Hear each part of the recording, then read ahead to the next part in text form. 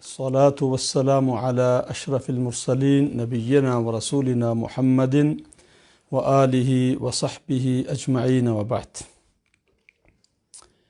قیامت کی علامات صغریٰ کی آج 7ویں قسط ہے۔ آج ہم اس مشہور حدیث کے بارے میں جو نبی اکرم صلی اللہ علیہ وسلم کا ارشاد گرامی ہے، اس کے بارے میں ہم غور و فکر کریں گے تاکہ ہم اس سے صحیح نتیجہ اخذ کر سکیں اور اپنی نئی نسل کو، پود کو، اپنے نوجوانوں کو اور اپنے مسلمان بھائیوں کو، سب کو ایک ایسا میسج دیں کہ وہ ذلت، پستی، مغرب کی تقلید اور کسی غیر مسلم قوم کا محکوم بننے کی بجائے وہ اپنے مسلمان ہونے پر فخر کریں اور اسلامی تعلیمات کو اپنے لیے مشعل راہ بنائیں۔ نبی اکرم صلی اللہ علیہ وسلم کا ارشاد گرامی ہے، صحیح بخاری کی یہ روایت ہے۔ حضرت ابو سعید خدری رضی اللہ عنہ اس کو روایت کرتے ہیں کہ نبی اکرم صلی اللہ علیہ وسلم نے ارشاد فرمایا، لَتَتَّبِعُنَّ سَنَنَ مَنْ كَانَ قَبْلَكُمْ شِبْرًا بِشِبْرٍ وَذِرَاعًا بِذِرَاعٍ، کہ تم اپنے سے پہلی قوموں کی تقلید کرو گے، ان کے جتنے بھی راستے ہیں ان تمام تر راستوں کو تم اپناؤ گے، ان کے راستوں پر چلو گے، ان کے طور طریقے، جس طرح ایک ہاتھ دوسرے ہاتھ کے بالکل برابر ہوتا ہے، تم بعین ہی ان کے طور طریقوں کو اپنا لو گے۔ لو دخلوا جحر ضب تبعتموہم، حتیٰ کہ اگر وہ سانڈے کی بل میں داخل ہو جائیں، یہ مثال ہے، فرض محال، اگر وہ ایسا برے سے برا اور نکمے سے نکما کام کرتے ہیں اور مشکل سے مشکل کام کرتے ہیں تو تم نہیں چھوڑو گے، تم ان کے پیچھے اس بل میں گھس جاؤ گے اور داخل ہو جاؤ گے۔ صحابہ کرام رضی اللہ عنہم پوچھتے ہیں، قلنا یا رسول اللہ الیہود والنصارى، کہ اللہ کے رسول علیہ السلام اس سے مراد یہود و نصارہ ہیں، تو آپ نے کیا فرمایا؟ فرمایا فمن، اگر وہ نہیں ہے تو پھر اور کون ہیں؟ ہمارے محبوب پیغمبر صلی اللہ علیہ وسلم نے کیا ارشاد فرمایا؟ فرمایا من تشبہ بقوم فہو منہم، جو مسلمان کسی قوم کی مشابہت اختیار کرنا چاہتا ہے یا کرتا ہے تو فرمایا اس کا تعلق ان سے ہوگا، ان میں اس کا شمار ہوگا، اللہ تعالیٰ اس کے ساتھ اس کو اٹھائیں گے۔ اور دوسری حدیث میں اللہ کے محبوب پیغمبر علیہ السلام نے حکم دیا، خالف الیہود والمشرکین، کہ صرف یہی نہیں کہ تم نے مشابہت سے بچنا ہے بلکہ تم نے عمدن ان کی مخالفت کرنا ہے، اور آپ نے بتلا دیا کہ کن کن کاموں میں ہم نے ان کی مخالفت کرنی ہے۔ جو کام ان کے تھے اللہ کے محبوب پیغمبر علیہ السلام کے زمانے میں، ان کے اچھے کام بھی تھے، ان اچھے کاموں میں بھی ان کی مخالفت کی، جس طرح کہ عاشوراء کا روزہ رکھتے تھے، نبی اکرم علیہ السلام نے خود بھی رکھا اور روزہ رکھنے کا حکم بھی دیا، لیکن فرمایا کہ ان کے ساتھ ہماری مشابہت نہیں ہونی چاہیے۔ آپ نے 9 محرم کا روزہ رکھنے کا حکم دیا اور فرمایا، رغبت کا اظہار کیا کہ اگر اللہ نے مجھ کو توفیق عطا فرمائی تو میں 9 کا روزہ بھی رکھوں گا تاکہ ان کی مخالفت ہو جائے۔ لیکن آج کیا ہو رہا ہے؟ اسلام کے میں جب مسلمان بحیثیت فاتح کے آس پاس کے ممالک میں داخل ہوتے ہیں، ان کو فتح کرتے ہیں، اور ان میں بہت سارے ایسے ممالک تھے جو یہود و نصارہ کے زیر نگیں تھے، جب وہ ملک فتح ہوتے ہیں انہوں نے اسلام کو، عربی زبان کو اپنایا، کلچر کو اپنایا، دین کو اپنایا، طور طریقوں کو اپنایا، اور اسلام ایک طاقتور اور باعزت دین کے طور پر دنیا میں ظاہر ہوا اور غالب آیا۔ هو الذی ارسل رسولہ بالہدی ودین الحق لیظہرہ علی الدین کلہ ولو کرہ المشرکون۔ لیکن اس کے بعد کیا ہوا؟ اس کے بعد یعنی مسلمان جب کمزور ہوئے اور ان کی حکومتیں زوال پذیر ہوئیں، ایک عرصہ گزرا، اس کے بعد ایک وقت آتا ہے کہ جب مسلم ممالک کا غلبہ آ جاتا ہے۔ تقریباً یہ 19ویں صدی اور 20ویں صدی اور اب 21ویں صدی برائے نام آزادی تو حاصل ہے، لیکن اگر دیکھا جائے تو استعمار کی یعنی کوئی نہ کوئی شکل مسلم ممالک پر اس وقت بھی وہ موجود ہے۔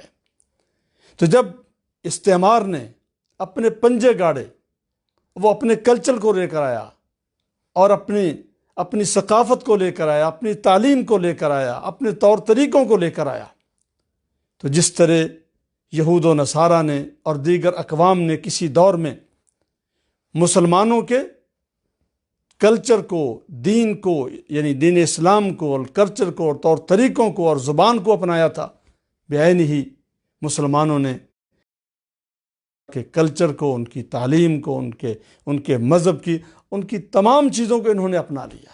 مسلمان تو ہیں لیکن یعنی ان کی وہ قباحتیں اور خرابیاں ان سب کو اپنا لیا کہ برائے نام مسلمان رہ گئے، لیکن صحیح معنوں میں ایک غیور مسلمان، اسلام پر فخر کرنے والا، اسلام کی تعلیم مسلمانوں میں مفقود ہوگی۔ یہ غور کرنا چاہیے کہ اللہ کے محبوب پیغمبر علیہ السلام نے جو ارشاد فرمایا کہ اگر وہ بل میں داخل ہوں تو تم ان کے پیچھے داخل ہو جاؤ۔ اس سے مراد کیا ہے؟ اکثر علماء تو اس کی جو تشریح کرتے ہیں وہ یہ ہے کہ جس طرح انہوں نے قبرستانوں پر یا انبیاء علیہ السلام کی قبروں پر یا اپنے نیک بندوں کی قبروں پر مسجدیں تعمیر کی، کہ مسلمان بھی ایسا کریں گے۔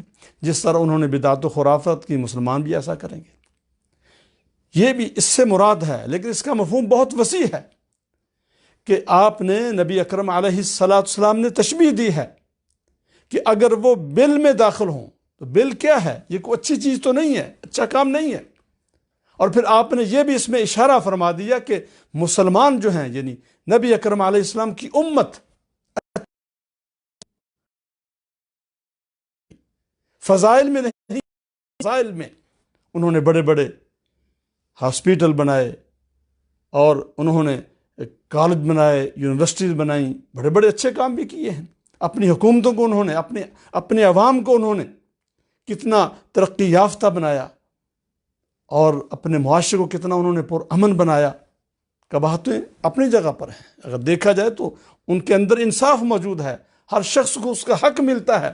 یہ جو اچھائیاں ہیں ان اچھائیوں میں نہیں، کیونکہ بل میں داخل ہونا یہ کسی اچھائی کی طرف اشارہ نہیں ہے۔ فرمایا ان کے جتنے برے کام ہیں، جتنے گندے کام ہیں، شرارت، خباثت، زنا، شراب اور حرام خوری، آزادی، یہ جتنے بھی ان کے برے کام ہیں، ان تمام برے کاموں میں یہ امت یہود و نصارہ کی پیروی کرے گی۔ دیکھا جائے تو ہمارا نظام تعلیم کیا ہے؟ کیا یہ اسلام کی نمائندگی کرتا ہے یا مغربی معاشرے کی نمائندگی کرتا ہے؟ تعلیم ان کی ہے، کلچر ان کا ہے، زبان ان کی ہے۔ کیا ہمارے مسلمان جب اپنی زبان کو توڑ مروڑ کر تکلف کے ساتھ انگلش بولتے ہیں تو اس پر ان کا لباس پہنتے ہیں تو اس پر فخر نہیں کرتے؟ لباس یہ کسی قوم کا تشخص ہے، اس کے تشخص کو ظاہر کرتا ہے۔ لیکن آج اگر قومی لباس پہنا جائے تو اس کو معمولی سمجھا جاتا ہے، لیکن اگر مغربی لباس پہنا جائے تو اس پر فخر کیا جاتا ہے۔ اگر اپنی زبان بولی جائے اس کو معمولی سمجھا جاتا ہے، لیکن اگر انگلش کو بولا جائے تو اس کو ایک سمجھا جاتا ہے کہ یہ روشن خیال ہے، یہ کوئی چیز ہے، یہ کوئی شے ہے۔ اور اس سے پہلے یعنی عرب ممالک میں لوگ اپنے لباس پر بھی فخر کرتے تھے اور اپنی زبان پر بھی فخر کرتے تھے، لیکن کچھ سالوں سے ہم یہ دیکھ رہے ہیں کہ وہاں پر بھی اب یعنی تکلفاً یہ تبدیلی آ رہی ہے کہ مغربی لباس اور مغربی زبان یعنی انگلش، اس کو یعنی بطور فخر یا روشن خیالی کے یا مہذب ہونے کے طور پر اس کو اب اپنایا جا رہا ہے۔ اب دیکھیں ہمارا جو نظم حکومت ہے وہ کون سا ہے؟ کیا وہ اسلامی ہے؟ کیا ہماری پارلیمنٹ کا نام، ایوان کا نام مجلس شورا ہے؟ نہیں، انہوں نے اپنے اداروں کا نام پارلیمنٹ رکھا، ہم نے بھی پارلیمنٹ رکھا۔ انہوں نے سینٹ کا ادارہ بنایا، ہم نے بھی سینٹ کا ادارہ بنایا۔ انہوں نے اپنے رکن کو سینیٹر کہا، ہم نے بھی سینیٹر کہا۔ انہوں نے اپنے صدر کو اس کو پریزیڈنٹ کہا، ہم بھی پریزیڈنٹ کہتے ہیں۔ انہوں نے اپنے وزیر اعظم کو پرائم منسٹر کہا، ہم بھی اس کو پرائم منسٹر کہتے ہیں۔ قانون ان کا ہے، عدالتوں میں ان کا پرانا قانون چلا آ رہا ہے، اداروں پر ان کی چھاپ ہے، سب کچھ ان کا۔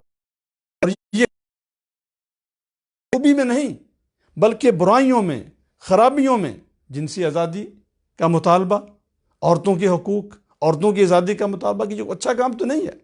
اگر مقابلہ کرنا تھا تو اچھے کاموں میں کرتے، تعلیم میں کرتے، میڈیکل میں کرتے، اور یعنی پروڈکشن میں کرتے، چیزیں بناتے۔ انہوں نے جہاز بنائے ہیں، انہوں نے بڑے بڑے کارنامے سر انجام دیے ہیں۔ مسلمان کہاں ہیں؟ کیا ان کاموں میں مسلمان ان کا مقابلہ کر رہے ہیں، یا ان کی تقلید کرنا چاہتے ہیں، یا ان کا مقابلہ کرنا چاہتے ہیں؟ نہیں، اگر ان کا مقابلہ کرنا چاہتے ہیں بلکہ ان کی تقلید کر رہے ہیں تو رذائل میں کر رہے ہیں، برے کاموں میں کر رہے ہیں، نکمے کاموں میں کر رہے ہیں۔ اس لیے فرمایا لو دخلوا جحر ذب تبعتموہم، اگر وہ بل میں داخل ہوں، برے سے برا اور خراب سے خراب کام کریں تو تم بھی ان کی تقلید کرو گے، ان کے پیچھے چلو گے، اور خراب کام کرنے میں تم پیچھے نہیں۔ پیغمبر علیہ السلام کا فرمان۔ اور اس کا تعلق کیا قیامت کے ساتھ ہے؟ یہ قیامت کی علامات میں سے ہے۔ یہ روایت بھی صحیح بخاری کی ہے، اور اس کو حضرت ابو ہریرہ رضی اللہ عنہ روایت کرتے ہیں۔ اس میں آپ نے ارشاد فرمایا لا تقوم الساعة حتى تأخذ امتی باخذ القرون قبلها شبرا بشبر وذراعا بذراع، کہ اس وقت تک قیامت قائم نہیں ہوگی۔ یعنی یہ قیامت کی علامات میں سے ہے، قیامت کی نشانیوں میں سے ہے کہ میری امت پہلی امتوں کے جو طور طریقے ہیں ان کو اپنائے گی۔ اور آپ سے پوچھا گیا، سوال کیا گیا کہ اللہ کے رسول علیہ السلام کا فارس والروم، قال ومن الناس اولئک ومن الناس الا اولئک، کہ کیا اس سے مراد فارس اور روم ہیں؟ فرمایا کہ ان کے علاوہ اور کون ہیں؟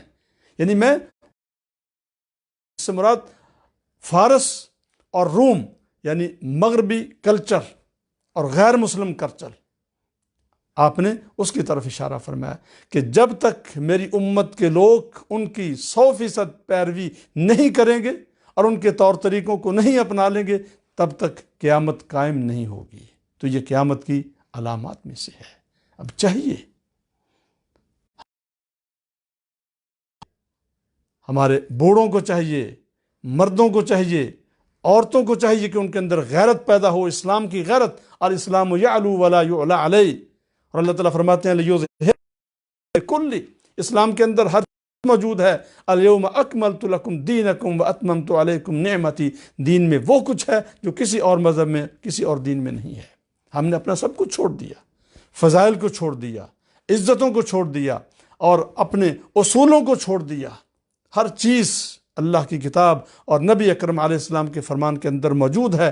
اسلام تو ہمیں بہت اونچا لے کر جانا چاہتا تھا، لیکن ہم خود ہی گر گئے۔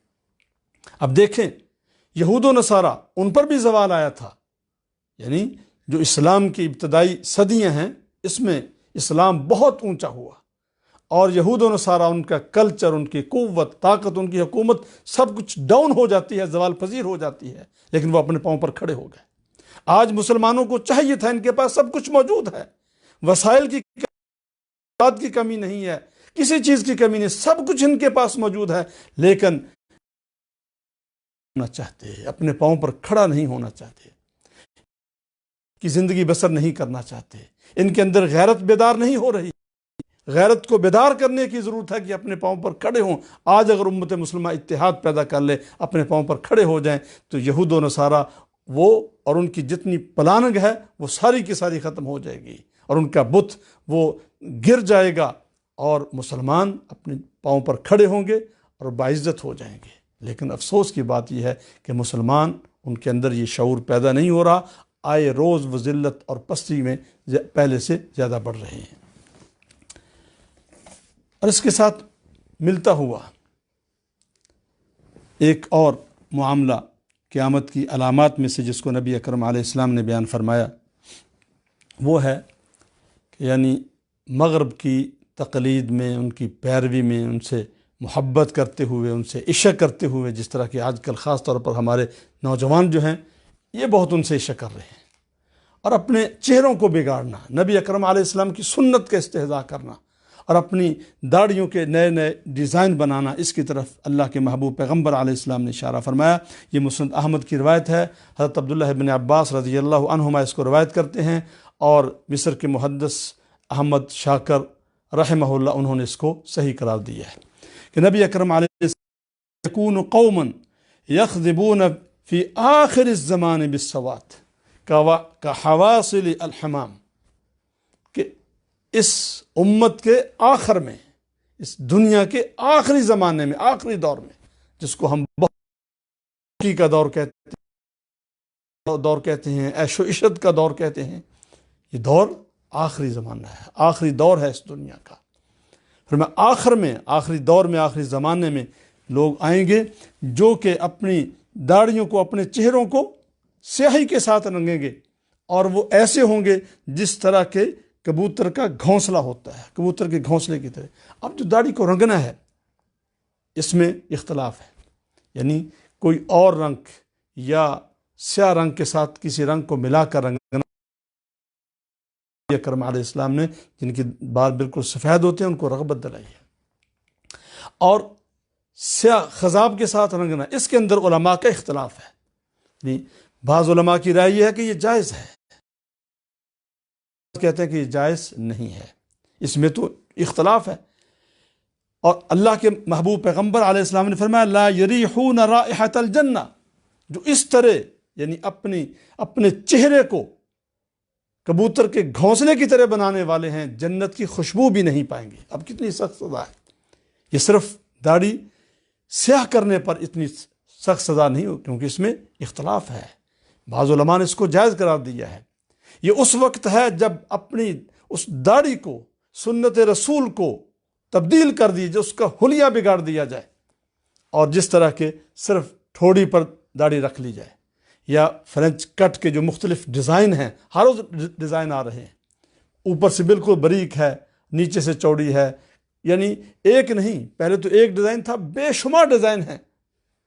اگر یہ ہمارے نوجوان جو اس وقت داڑھی رکھ رہے ہیں، اور اکثر نوجوان اب نظر آتے ہیں، پہلے نہیں تھا، پہلے داڑھی منڈواتے تھے، اب داڑھی رکھتے ہیں، کاش کہ یہ اللہ کے محبوب پیغمبر علیہ السلام نہ سمجھ کر داڑھی رکھتے، اللہ ان کو ہدایت دے دیتا، اللہ تعالیٰ ان کے اس عمل کو قبول کرتا، اور ان کے لیے اللہ اپنی توفیق کے دروازے کھول دیتا۔ لیکن افسوس کی بات یہ ہے، انہوں نے دو کام کیے ہیں۔ ایک، انہوں نے یہود و نصارہ کی تقلید کی ہے، اس کو سنت سمجھ کر نہیں رکھا، اس کو ان کی تقلید میں، کہ وہ چہرے کو بناتے ہیں، وہ ایسا کٹ کرتے ہیں، وہ ایسا ڈیزائن بناتے ہیں، ان کے ڈیزائن کی انہوں نے پیروی کی ہے، یہود و نصارہ کو خوش کرنے کے لیے، جس کو میں نے عشق کہا کہ یہ ضرورت سے زیادہ محبت کرتے ہیں، عشق کی حد تک یہ کام کر رہے ہیں۔ اور دوسرا کام کیا کیا ہے؟ نبی اکرم علیہ السلام کی سنت کا استہزاء کیا ہے، سنت کو بدلا ہے، اس کو بگاڑا ہے۔ اس لیے آپ نے فرمایا لا یریحون رائحۃ الجنہ، کہ ان کا اتنا بڑا جرم ہے کہ یہ جنت کی خوشبو بھی نہیں پا سکیں گے۔ میں اپنے نوجوانوں سے کہنا چاہوں گا، مسلمانوں کو میں مخاطب کرنا چاہوں گا کہ خدا کے لیے اللہ نے آپ کو عزت دی ہے، آپ کو حسن و جمال عطا کیا ہے، اللہ رب العزت نے آپ کے چہرے کو کتنی تکریم بخشی ہے، لقد خلقنا الانسان فی احسن تقویم۔ آپ کیا کر رہے ہیں؟ کیا مجھے کوئی بتلا سکتا ہے کہ اس نے اپنے چہرے کو بگاڑا؟ نبی اکرم علیہ السلام کی سنت کا استہزاء کیا تو کسی نے اس کو بلا کر انعام دے دیا ہو، یا اس بنا پر صرف اس نے چہرے کو بگاڑنے کی وجہ سے کسی نے اس کو ملازمت دے دی ہو؟ کچھ بھی نہیں۔ یہ احساس قہتری ہے، یہ ذلت و رسوائی کے گڑھے میں اپنے آپ کو گرانے کے مترادف ہے کہ جب تک میں فلاں کا ڈیزائن نہ اپناؤں، ایسے نہ کروں تو شاید لوگ مجھے کچھ سمجھیں گے نہیں۔ اپنے آپ کو ظاہر کرنے کے لیے، شو کرنے کے لیے، یا اپنی پرسنالٹی شو کرنے کے لیے اس طرح ڈیزائن بنانا، یہ کیا ہے؟ یہ بہت بڑا جرم ہے، اور یہ قیامت کی علامات میں سے ایک علامت ہے، قیامت کی ایک نشانی ہے۔ تو اس سے بچنے کی کوشش کرنی چاہیے۔